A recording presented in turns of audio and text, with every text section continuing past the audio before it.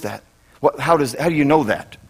Because as long as the Israelites were in covenant relationship with God, no enemy could beat them. As long as the Israelites were following God, obeying God, it didn't matter how big the giants were, it didn't matter how deep the valley was, it didn't matter how high the mountain was, nothing that came against them could stand in their way.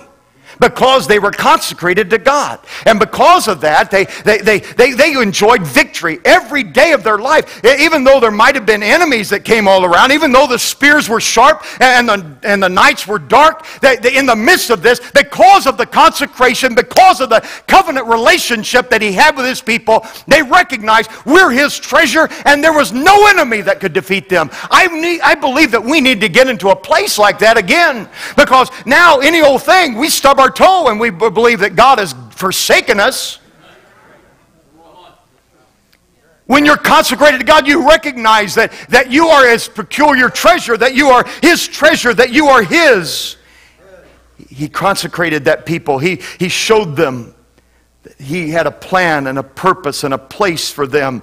And you know what? That's why Jesus came. It was so that all of us would know that every one of us have a place in Jesus Christ. That every one of us were intended to be a consecrated people. You see, when we're consecrated, it gives us a little glimpse of what we can be. Well, it gives us a glimpse of the potential of our lives. It gives us a glimpse. We see these little shadows in the Old Testament of what happened to those people. And you go, oh, if we only lived in those days. No, you live in a better day now. It's just that our eyes have been so blinded that we didn't even realize it. That these are the best days to live in, because he not only called just one tribe of people or one group or one nation, he rather called whosoever will may come. He says, if any man will come after me, let him deny himself. Get rid of all that old junk. Take up his cross. Clothe yourself in me daily and follow me. I'm going to show you how to do it.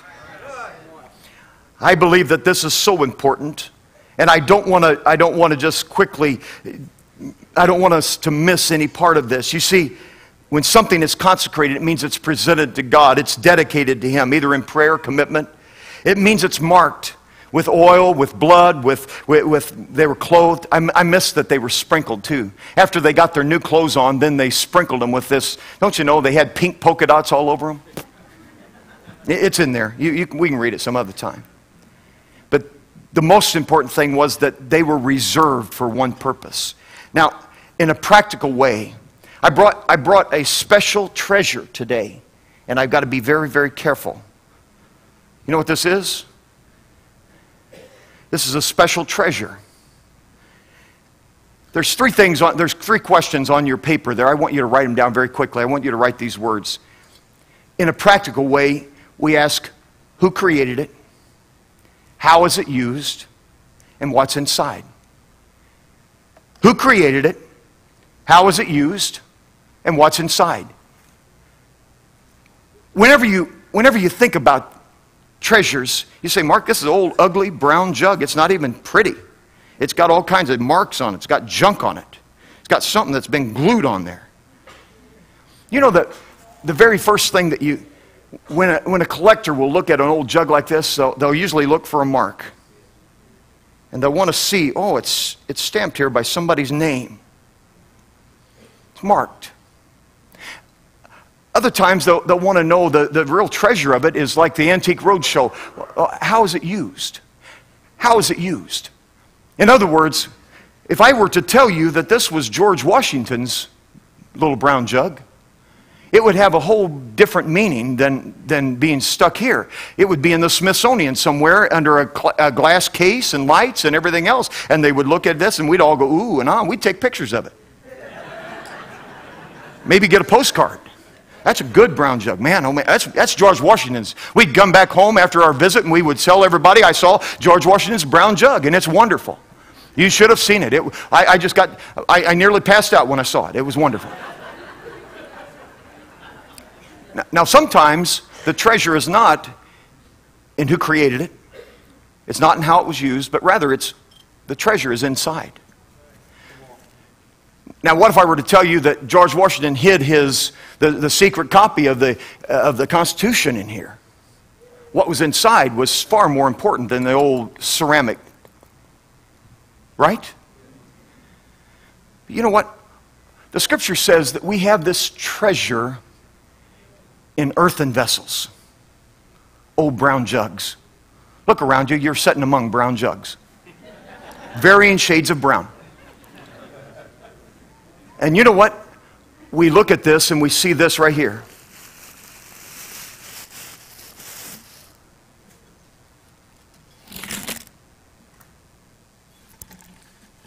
Wait a minute, there must be a treasure in here somewhere. Oh yeah, it's yesterday's mail. I was just hoping it wasn't a banana peel in here. And this is exactly what we do. Rather than using it for its intended purpose, we use it for whatever comes along. And so therefore, it no longer is a special treasure, even though it might have been used by George Washington. We use it as a trash can. Or we use it as a doorstop. We use it as a book holder. We fill our lives with trash, and we wonder, well, everything's sacred. Nothing's sacred here. I'll tell you what, they're not worth anything. Just throw some trash at them.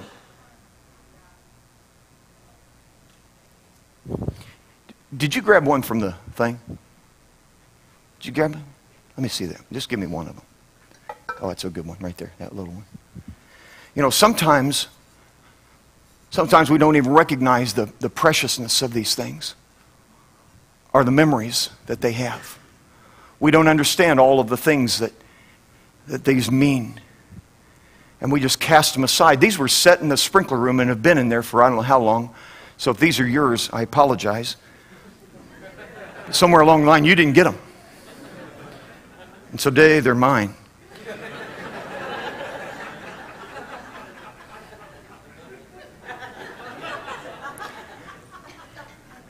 Let me tell you what happens. Oftentimes, our lives are like this. We take it out, we play with it, we fill it with all kinds of garbage, we set it aside, we hide it away. We think it's not of value of any kind. We're sure that there's nothing special about it. And that's the way that our lives are led. That's the way we live our lives every day, that we think that there's nothing special about it, and so therefore it's no big deal what I do. And before long, we've picked up the habits, and we've picked up the things, and we picked up the trash, and we picked up the garbage, and our lives are so filled with that there's not any room for anything else. And then people will take us out, and they'll try to play with it. And then some people are careless, and they don't even care about it. And then we say, "Oh, God, use me."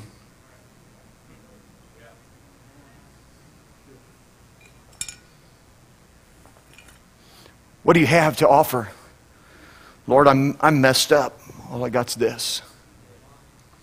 You remember that song that the choir sang? What was it? The potter's hand. You see, God takes broken lives. He takes all of these little shards, all those little pieces. Now, I can't do this because I'm not a potter. But God takes all of those pieces, all of the ruined lives, all of the broken dreams, all of the things, all of the potential. He takes them all. And for us, we would just throw it in the trash and say, forget it, he's not worth anything. There's no sense in messing with him anymore. He's broken. But God doesn't see him as broken. You know what he does? He doesn't try to just glue it back together and try to sell it on eBay somewhere. He takes us, hey, give me that other one. Where is that other one? You see, he then takes that and he says, you know what? You might have been broken, but I'm going to make you new. And he doesn't just try to use some Elmer's glue and super glue and magic. And he rather takes all of this and he says, you know what? I'll trade you. Here's your new life. It's bigger than the other one. You see, I've got something better for you. I got something more precious for you. This was my life, but God made it special. He made it a treasure for him. He doesn't just try to piece us back together and say, well, you know what, he's going to leak now and then. No, not at all. He makes us a new creation. All things are passed away, and all things become new in Jesus Christ. I'm so thankful that the Lord didn't leave me broken. I'm thankful that the Lord didn't just say, well, throw him away. I'm thankful that the Lord didn't say, well, there's no use for him. But rather our lives are peculiar treasures, special treasures. You say, today, Mark, you don't know the garbage I got going on. You don't know the trash I'm involved in. You don't know how broken